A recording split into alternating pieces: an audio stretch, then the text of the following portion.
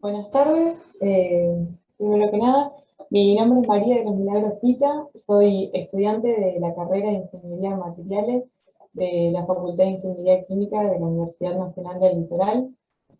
Actualmente estoy desarrollando mi práctica final de carrera y una CENTIBECA, que es una beca de iniciación a la investigación para estudiantes en el INTEC, que es el Instituto de Desarrollo Tecnológico para la Industria Química. Bueno, bajo la dirección de Carlos Busato y Diana Espinosa. Bueno, el tema, como bien dijiste, es polímeros molecularmente impresos para el reconocimiento selectivo de moléculas de interés biológico y se enmarca dentro de, el tópico de innovación y nuevos materiales. A modo de introducción, quiero contarles un poco qué son los polímeros molecularmente impresos y qué es la tecnología de impresión molecular. Los polímeros molecularmente impresos, o MIPS también denominados, son polímeros con sitios de unión específicos hacia una molécula determinada. Tienen una amplia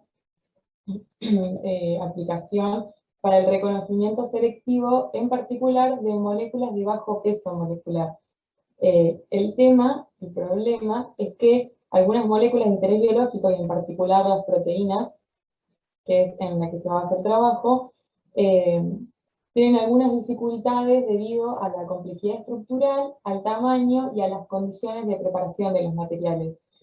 Entonces, lo que permite la técnica de impresión molecular es poder resolver esta limitación mediante la polimerización de monómeros funcionales en la superficie de un sustrato medio acuoso. De esta manera, las proteínas podrían acceder fácilmente a estos sitios de reconocimiento de los MIPS. Por otro lado, además, las proteínas requieren que las condiciones de preparación de los polímeros impresos se acerquen a un entorno natural para asegurar la integridad conformacional. La dopamina, que es el monómero que se usa en este trabajo, es funcional, es un monómero funcional y es soluble en agua, lo que resulta bueno por la compatibilidad biológica. Bueno, estas tecnologías tienen aplicaciones en extracción de fase sólida, como por ejemplo para la extracción en DHPLC, y en el desarrollo de sensores químicos y en sistemas de administración de fármacos. En particular, este trabajo tiene el objetivo de sintetizar micropartículas de carbonato de calcio y usarlas como soportes de polímeros molecularmente impresos basados en la polidopamina para el reconocimiento selectivo de la proteína BCA, que es la albúmina de suero bovino. Además, bueno, se busca poder caracterizar este sistema de partículas y poder determinar sus propiedades, características morfológicas, estructurales, y en particular la capacidad que tienen de reconocer a la proteína BCA. Bien, la metodología tiene dos grandes partes. En un principio es la síntesis de las micropartículas de carbonato de calcio, que son las micropartículas soporte, y por otro lado la síntesis de los MIPS del polímero molecularmente impreso. Bueno, la síntesis de las micropartículas de carbonato de calcio se hace mediante un método de precipitación química a partir de soluciones acuosas saturadas de carbonato de sodio y de nitrato de calcio. Lo que se hace es agregar gota a gota la primera solución en la segunda, mediante agitación continua a 9000 RPM y en baño de hielo. Una vez que se termina el goteo, se deja en un homogeneizador durante 1 hora más en iguales condiciones, a 9000 RPM y en baño de hielo. Y por último, una vez terminado este tiempo, se separa la fase sólida de la líquida por una centrífuga y se lavan las partículas, las micropartículas de carbonato de calcio, se lavan con agua y se dejan secar en una estufa a 90 grados centígrados. Ahora, la síntesis de los NIPs, de los polímeros molecularmente impresos, se hace con una solución acuosa de BCA, que es la proteína modelo o proteína plantilla, más el monómero, que es la dopamina, más las micropartículas de carbonato de calcio que sintetizamos antes. Esto se deja en solución y mediante agitación. La dopamina recién comienza a polimerizar cuando se agrega el buffer tris, un buffer de 8,5 pH a temperatura ambiente y se deja reaccionar un tiempo determinado. Nosotros tomamos 3 tiempos de reacción, 1, 5 y 24 horas, para ver cómo evolucionaba la polimerización en cada uno de los casos. La polimerización se corta separando nuevamente en una centrífuga las fases sólidas de la líquida y se lavan las micropartículas con etanol, con agua, y luego para poder sacar la molécula de BCA, la molécula plantilla, se hacen 3 lavados sucesivos con cloruro de sodio. A modo de control, preparamos además estructuras poliméricas no impresas, que denominamos NIPs, es decir, que se hace el mismo procedimiento, simplemente que en ausencia del analito de interés, que sería esta solución acuosa de BCA. Bien.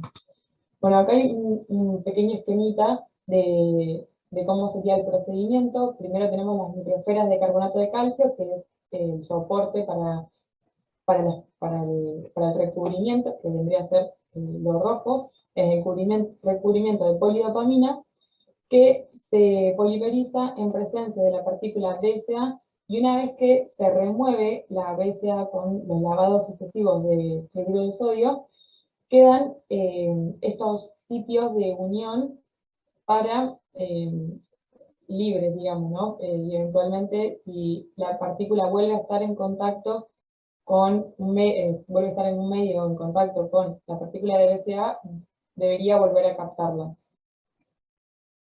Y bueno, los procesos de caracterización que hicimos fue microscopía óptica y SEM para poder estudiar la morfología y el tamaño de las partículas. Hicimos un análisis termogravimétrico, un TGA en atmósfera de aire, para poder conocer la composición y el espesor de los recubrimientos poliméricos. Y por último, para conocer realmente la capacidad de reconocimiento que tienen estas partículas frente a la proteína, hicimos espectroscopía UV. Los resultados que obtuvimos de la micrografía óptica y micrografía SEM fueron muy similares realmente. La ventaja que tiene el SEM es que nos da un poco más de detalle de la superficie en cuanto a la rugosidad o a ciertas características. Se ve mejor la imagen. Por eso solamente puse imagen SEM. Obtuvimos que el diámetro medio de partícula es de 1,64 más o menos 0,61 micrones, que las partículas son en su gran mayoría esféricas, a excepción de algunos aglomerados que se forman. Y bueno, y que la superficie es bastante rugosa. Bien, estas son las curvas de TGA que obtuvimos. Las de la izquierda es para los MIP, para los polímeros molecularmente impresos, y la de la derecha es de los NIP, que son los polímeros no molecularmente impresos, que hicimos a modo de control. Bueno, en ambas curvas se puede ver la curva negra que está por encima, que corresponde a las micropartículas de carbonato de calcio, sin ningún recubrimiento. El primer proceso de descomposición que veríamos es alrededor de los 100 grados, 110, que corresponde a la pérdida de agua que estaban absorbidas en las partículas. Y después podemos ver que entre 250 grados centígrados y 600 grados centígrados las partículas de carbonato de calcio son bastante estables. Y vemos una caída muy pronunciada entre 600 y 700 grados centígrados, que tiene que ver con la descomposición térmica del carbonato de calcio en dióxido de carbono y óxido de calcio. Las curvas que están abajo en color, en rojo, azul y verde, corresponden a las muestras a 1, 5 y 24 horas, y podemos ver que a mayor tiempo de reacción vemos una mayor pérdida de masa correspondiente al polímero, a la polidopamina, por lo que podemos concluir que a mayor tiempo de reacción tenemos mayores espesores de recubrimiento. Y bueno, y las curvas de los NIP son bastante similares en comportamiento a las que obtuvimos en los NIP. Bueno, con los datos del TGA pudimos obtener el porcentaje de contenido de polidopamina. Nosotros encontramos en algunos trabajos anteriores que a 500 grados se da como la descomposición de la dopamina, así que tomamos esa temperatura, esa línea vertical como referencia para realizar estos cálculos. Y bueno, podemos ver que, nuevamente lo que decía, que a eh, mayor tiempo de reacción vamos a encontrar mayor porcentaje de polidopamina en el recubrimiento. Bien, y hay una diferencia entre los NIP, por ejemplo, y los NIP de igual hora, ¿no? Que creemos que esa diferencia puede darse por la interacción que hay en los polímeros molecularmente impresos con la proteína, como que tal vez la eficiencia de polimerización o es más lenta o no es exactamente igual por la presencia de la proteína, pero sin embargo no es tampoco mucho mayor en el caso de los NIP. Y bueno, con esta ecuación que relaciona el diámetro de la partícula, la densidad de la polidopamina y de la partícula, y el porcentaje en peso de la polidopamina en la micropartícula, calculamos el espesor del recubrimiento. Bueno, simplemente está en nanómetros, la conclusión es exactamente la misma que para la tabla de porcentajes. Bien. Y por último, hicimos los ensayos de absorción de los MIP y de los NIP, comparando las muestras a una hora, vemos que los resultados son, no sé si erróneos, bueno, porque son lo que dieron, pero a priori no es lo que esperaríamos, porque incluso los MIP, los molecularmente impresos, tienen peor reconocimiento de la proteína que los no molecularmente impresos. Asociamos este problema o estos resultados a que la polidopamina no se haya terminado de sintetizar del todo, no haya concluido la polimerización, entonces como que puede ser que hayan quedado sitios de unión medio azarosos. Pero sí podemos ver que a 5 horas ya hay una diferencia del doble en el reconocimiento de los MIP respecto de los NIP, y a 24 horas ya la diferencia es muchísimo más grande, y eso se puede ver con el coeficiente EI, que es eficiencia de impresión, que es de 8,1 para los MIP de 24 horas y 2,1 para los MIP de 5. ¿Sí? Este coeficiente de impresión, de eficiencia de impresión, relaciona justamente estos dos valores. Bien. Y bueno, entonces, como conclusiones, podemos decir que bueno, la síntesis y la caracterización de las micropartículas de carbonato de calcio estuvieron correctas. Se pudieron fabricar las microesferas impresas con la BCA, con la albúmina en suero bovino, mediante la autopolimerización de la dopamina. El tiempo de polimerización de 24 horas dio como resultado unas microesferas con mayor tiempo de impresión, eficiencia de impresión. Y bueno, los polímeros de impresión de BCA con dopamina como monómero funcional en la superficie, bueno, de esferas de tamaño micrométrico, tienen una excelente capacidad de absorción, de saturación para la BCA, es decir, que tienen una buena capacidad de reconocimiento. Y bueno, nuevamente la estructura de la cavidad impresa coincide con la proteína molde, que es la de la BCA. Y bueno, por último les quería comentar cuáles son las ideas que tenemos o las próximas pruebas que tenemos pensadas.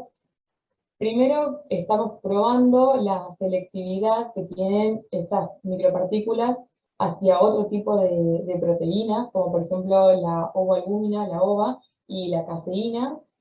Eh, y después, si es posible, reutilizarlas a las partículas y si es posible, en qué medida, cuántos reconocimientos puede hacer.